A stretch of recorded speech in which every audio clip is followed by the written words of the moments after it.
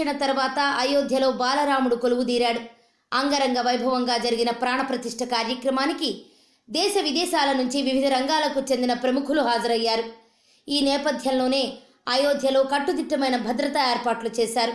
ఉగ్రదాడుల హెచ్చరికలతో సరయూ నదీ తీరంలో పోలీసులు, ఆర్మీ, బాంబ్ స్క్వాడ్ ఇలా ఏకంగా 13,000 మంది భద్రతా విధులు నిర్వహించారు.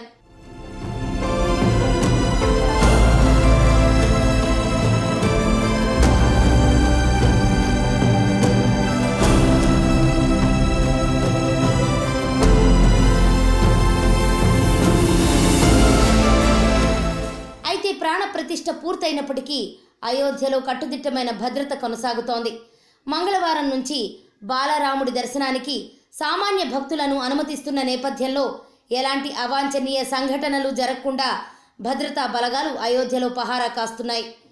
భక్తుల ముసుగులో ఉగ్రమూకలు చొరబడకుండా నగరమంతా జల్లెడ పడుతున్నారు. ఎవరైనా అనుమానాస్పదంగా కనిపిస్తే అదుపులోకి తీసుకుని విచారిస్తున్నారు.